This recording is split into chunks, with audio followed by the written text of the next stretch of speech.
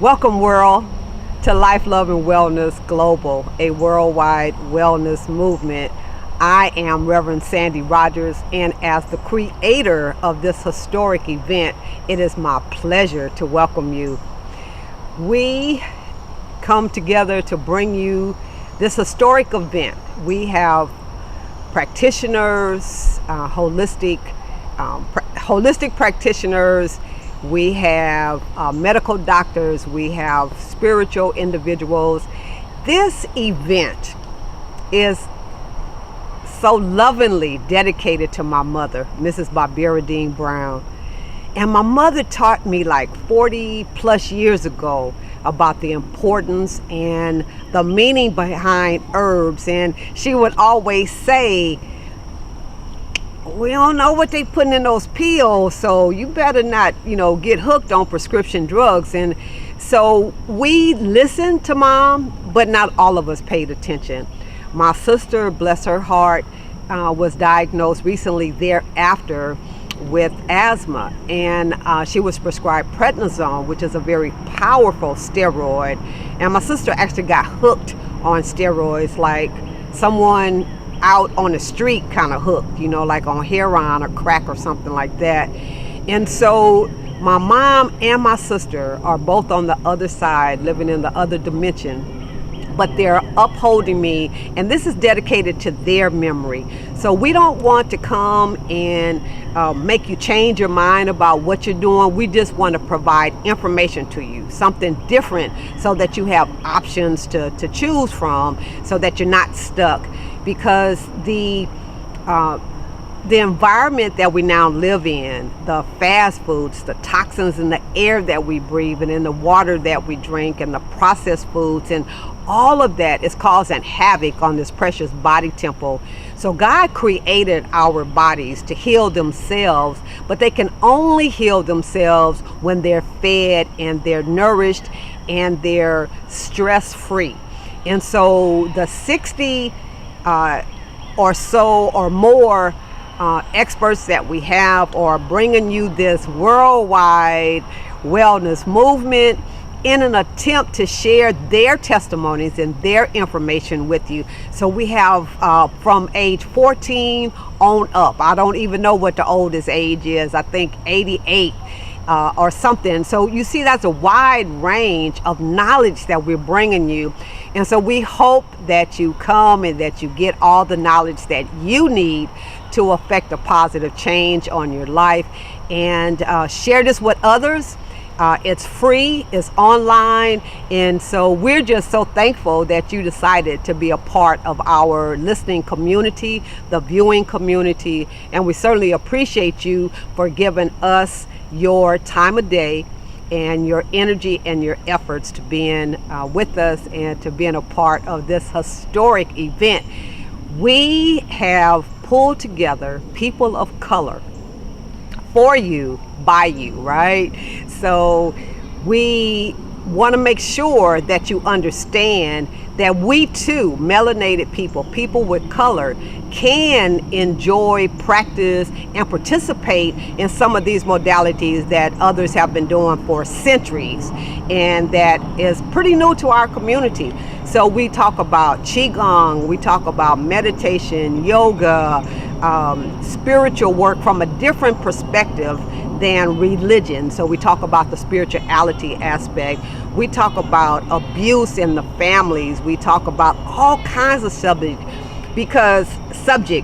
because we know that in our communities there are layers and layers and layers and layers of stuff that we never talk about that's causing a negative effect on our bodies and its healing process. So we address it, whatever it is, and we hope that you will benefit from the many experts that we have, and that you walk away with lots of knowledge and lots of new information, and that you become fully empowered to share information with others. So thank you for being with us. We love you and we bless you, and we look forward to doing this again. But thanks for being here with the first one. We appreciate you. Life, love, and wellness. Life, love, and wellness.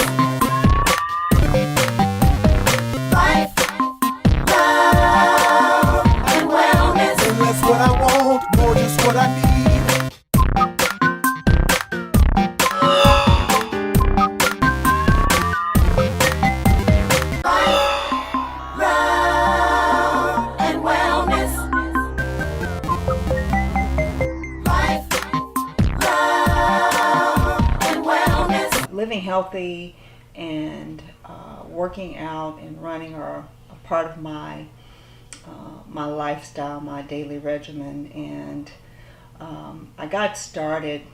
Well, my mother was in physical ed, and so she very early brought me along with her in tennis and other sports, swimming. But then as I began to embrace my favorite sports and outlets, we'll put it that way, I began to become very interested in the nutrition aspect of it, and then also how to make my body reflect my health habits. So I would say I started very young, and thank God it's carried on into I just turned 50 last year, working on 51, and very happy to say that I am healthier now than I was back in my 30s. And so some of my daily routines and regimen include working out. I'll go and I include at least 30 to 45 minutes of cardio, running. I love to run, or some type of cardio class, cycling, a cycle class at the gym. And then I'll also use the weights, whether it be upper body or lower body. It just depends on how I'm feeling. Currently, I'm training for a couple of sporting events. One is called the Ragnar, and it's going to be in Canada in a couple of weeks. It's in June. And what that entails is me running different legs of a relay. It's called the Ragnar relay. And so we'll be running continuously for about 24 to 36 hours. It's a relay where a group of people, and usually in the group of about 12, they split up certain different legs of a race, and we run over 300 miles in about 24 to 48 hours. Yes, and we're going to start Friday and end Saturday evening. And very exciting event. It's going to also entail running through the evening and sleeping outside, and riding in a van alongside runners. So, and it's going to be also very exciting because we'll be in Niagara Falls. So I'll actually end the run and the last leg in Niagara Falls. So I'm looking forward to that. So been training for that. It entails running at all times of the day. How experiencing how it feels to run in the evening after you've worked on tired legs, and then also very fresh in the morning. So the preparation is, I've just been running at all times and making sure my diet reflects something that will help me endure the running. Along with that, Ragnar, I'm training for a relay. It's another relay. It's called the Ironman Augusta. So I'm going to do a relay with my cousins, and I'm going to do the swim section. So my cousins, one is doing the cycle and the other is doing the running. And so I'm going to do the swim section. So it's a new experience for me. I swim. I love to swim, and so they made me do the swim section. I'm eager to just participate because I've always wanted to participate in an Ironman, to give me kind of a look what it entails, so that in the future I can do the full legs, all three. So explain a little bit more about the Ironman. Oh, well, it is an endurance race that entails 3 different segments. The first segment is swimming, the second segment is riding a bike, and the third segment is running. And so in that sequence, we're going to do the half Ironman. I'm going to do a mile swimming. My cousin's going to do 50 miles on the cycle, and my other cousin's going to do 13 miles running. The full Ironman, it entails 2 miles swimming, double everything, 100 miles on the cycle, and 26 miles. Now, 26 miles. So imagine one person doing all three of those at one time at any given day. So yes, just very an endurance-based race that a lot of people really just want to complete just to test themselves and see, and I understand that once you've done one, you want to do others. So just as with races, marathons, if you've done one, you really want to, test yourself further and do more than one. So as with most things, the variety really keeps you motivated and inspired to keep going. Yes, absolutely. Not only the variety with the different segments of the race, but also they take them all over the world. You can do it in Hawaii, other different countries. I have met this guy who was doing one in Dominican Republic, and so it's just they go all over the world. It's very exciting, and there's like blogs and people who keep up with each other to say, hey, well, we're training for this, and it's very fun stuff. So how long have you been involved in the running aspect? I know you said your mom started you as a young person. Let's see, I've been running for about 8 years now. About 8 years. I was a what my husband would call a gym rat when we met. We met and he couldn't keep me out the gym at night. He said, "Wait a minute, I thought we got married." I went to the gym every day. Every day, it was not a day. And so then I had to change my schedule and start going in the morning with him. We started off at 5 a.m., which I prefer now. There's no way I can work out in the evenings unless I have to. But I started off in the gym and, became friends with people. And this one young lady came and said, well, after a workout one day, she said, hey, let's go out for a run. I said, I can't run. I never thought I could do it. And we only did 1 mile. And after that, I was like, that was it. And I've been hooked ever since. That 6 months later, I signed up to do a half marathon. Yeah, wow. So I was hooked. Yes. And since then, I've done, last year I did 3 marathons, and the year before that I did 1. And so just really, it's an evolving thing. Once you, become comfortable, you want to continue to add. And so that's why I'm adding on the Ironman aspect of it. And your cousin, you run marathons with her. Absolutely. Yeah. Yes. So it's a family affair. Oh, absolutely. We just ran a half marathon in LA a couple of months back. Excuse me, it was last month. And a friend of mine ran with us, and he says, you know what, Tracey, you and Monique should get a blog, like a running blog, because he says he's so enamored with how we everyone we pass, we give encouragement to as we're running, and it's so funny. He said, "You all really should do a video while you're running, because the way you all encourage other people and just have so much fun together, I think it would inspire others." So I'm considering to do that also. That would be great. Yeah.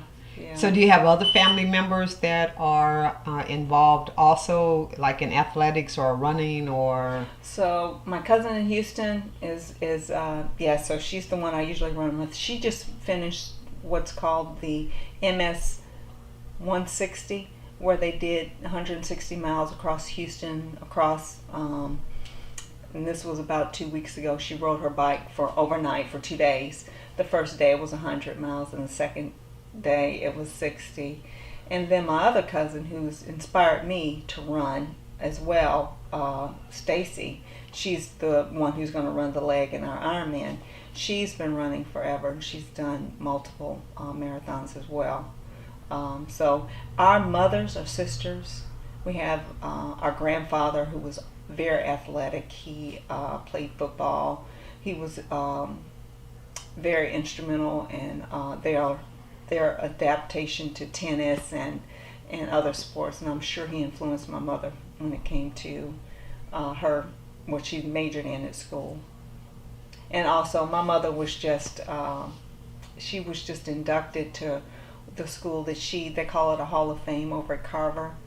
George Washington Carver High School. She was just inducted into the Hall of Fame for sports for being an awesome coach over there for the years that she was there. So I'm honored to be, her daughter, and she can still, put her hurting on me with tennis too. She plays tennis still, so. That's awesome. Yeah, so trying to keep up with my mother and my cousins. I'm not going to be left behind. So you're competitive as well, right? I am. That's absolutely. so cool. When I first started working out, I was in my early 30s, working out hard at the gym, I should say. I've always been active with sports, but working out hard at the gym to see my results. I had one trainer tell me, well, Tracey, if you really want to see your results, you're going to have to change your eating habits. You're going to have, you can't eat, fries and chips and expect, that to reflect well on your body. And then another person told me, yes, that the certain foods cause you to have cellulite. And so I, wasn't about, trying to have cellulite. So that was, I guess it's kind of a vain statement, but it was really driven initially on how I look.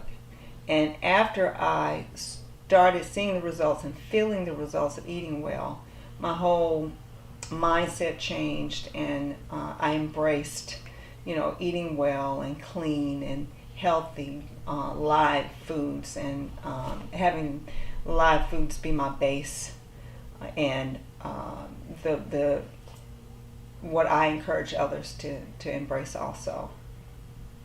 Because it really does have a big impact. Yes, on, absolutely. And cellulite, I mean, if that's your motivator, that's your motivator. At that point in time it was, but I'm 50 now, and it's a little harder no matter what you do to try. But I will say, your food, it is true, you are what you eat, and if you eat poorly, it's going to show no matter what. It's going to, come up in your skin, in your body physique, and it's just going to, and so I'll just say that I'm my family's biggest fan, and I encourage them, everyone I encounter, even my teammates at work, they know if they want to ask, talk about food and diet and just how to become more healthy conscious with their diet. They know that I would love to counsel and instruct, even though I'm not nutritionally, I don't have that certification yet. This is one of my goals, to become certified, and so that when people talk to you, they say, okay, well, she's certified, she really knows. But now I just use me as the example. And it's all about educating yourself and becoming aware of your body and what's good and what's not for you. I'm active most days, so Okay. if I'm not running or working out, I'm gonna do something active. Whether also I entail yoga, I'll throw a yoga class in there so that I don't get all knotted up, and it also releases. So I'm active, you can say, most days, which suits me. Yeah, I prefer to be doing something because it just makes it it's a good stimulator. It makes me feel good. Oh, good, Mhm. good. And so you already said that your husband Mhm. was at the gym. Mhm. And so how about your son? Oh, he is. He's active also. He cannot. I was just thinking yesterday, we kind of let him get a pass because he'd had some heavy tutor sessions. But as I was doing push-ups yesterday, I said, "Oh, we kind of let Trey slide with the push-ups." But he, was keeping. He runs with me, usually 3 or 4 times a week. After dinner, we'll run the food down, and then we'll come in and do some push-ups and other stretches and crunches but nothing more than 20-30 minutes, just so that he's comfortable, and then and ready to get started with any other program. So I'm going to start him up with a basketball coach this coming year, and so he's embraced, working out. He's embraced drinking smoothies every day from his mom. He doesn't turn his nose up at the color anymore. And usually, even if the smoothie tastes a little green, he says, "Oh, mommy, it's delicious." Even if I can taste it, it's not as sweet as it could or could be. But so he's pretty much embraced the eating right, and he knows that when we're cheating, he says, "Okay, mommy, it's just for now. It's not, So I allow a cheat day or two for him. Well, that's wonderful because a lot of children don't even have that experience of any activity. Right. So they've taken physical ed out of a lot of the schools, and so the kids don't move. Right. So that's wonderful. So what about the neighborhood children? Do you ever get them wanting to be involved with you guys or to join? I'm working on that. So it's funny you mentioned every morning in the past month I've been running, and I see the kids leaving off to school just as we witness them coming back, and I know they were like, "Oh, here she comes." She's gonna, because I'm the lady that's always speaking and saying, "Hey, have a good day," and stirring up conversation. So I'm working on it, with this generation there. I see them playing outside at night in the evening sometimes, so I can't say that they're not all active, but it's a different generation of what do you call it? They're into the internet and social media, and what they can do online. And so, but I am working on devising a schedule for. I'm going to get with the community center up here, and see if we can't pull together a couple of classes over the summer. I would first say, write down what you would like to do. Write your goals down, and then break them up into something that's easily achievable, so attainable. So say, for instance, if you are looking to start running, or if you are looking to lose some weight, let's first write down, okay, I want to run a 5K, I want to run a marathon. Well, let's first start walking the neighborhood. Let's write it down, and then break it down into smaller pieces. I would start walking around the neighborhood, and in intervals, I would say, do a little trot and see how that feels, and then continue working up to it. And I would suggest doing it at least, 3 times a week. And it's always fun to take someone with you. So, having your kid or a dog walk with you would be a good motivator as well.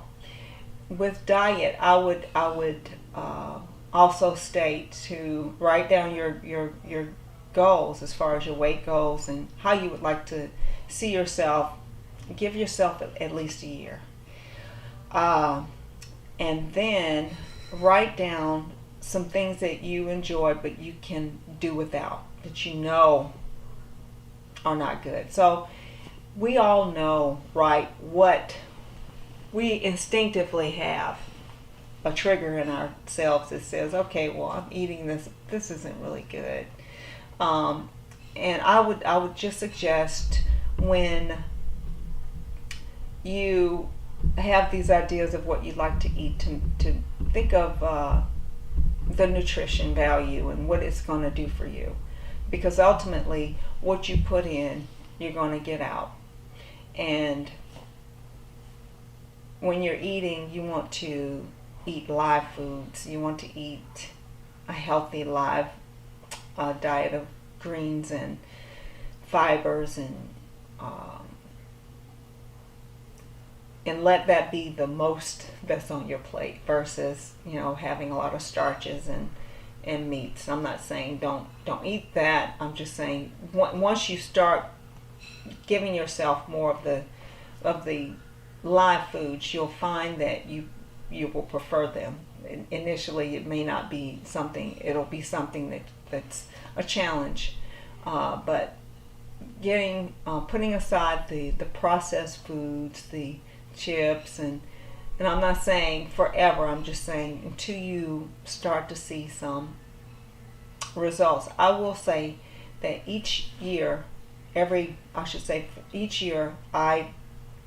do a fast every quarter, and that fast is from 10 to 20 days. When I fast, I abstain from all processed foods, anything that may have been fried, or chips, or meat, any heavy sugars. And I find that when I do this, when I'm off of the fast, I don't want these things anymore. And I would suggest even trying to do a fast, and it could be a food-based fast. It could be a spiritual. You incorporate your spiritual needs with that. Abstaining from things that would distract you from your diet and from your spiritual needs, and you'll find that when you return or you get off the fast, that you're no longer desire for those things anymore.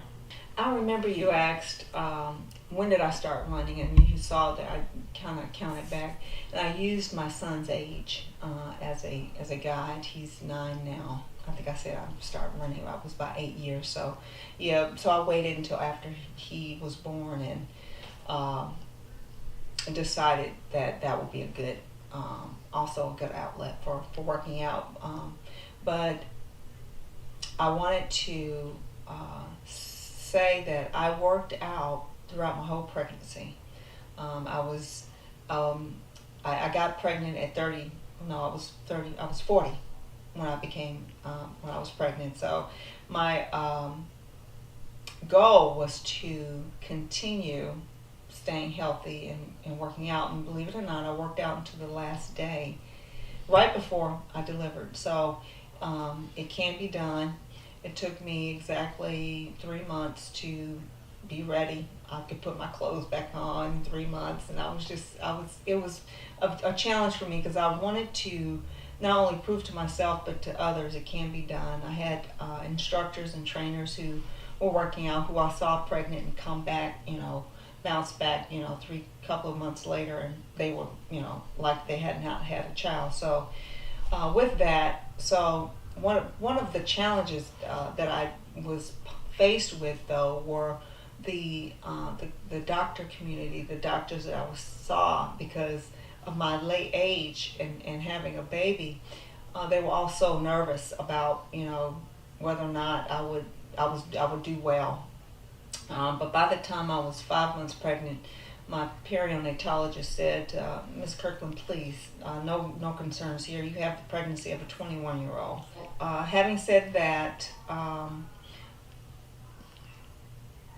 my son is 9 years old. My husband is 11 years older than me. So we have continued to stay healthy and continue to stay active by running and working out. And my husband goes to the gym every day, works out. He's also, I'm competing with him as well. so I was trying to stay healthy. And if you saw him, you would not believe he's 61. Mm-hmm. But he's, the youngest looking 61. People think he's my age.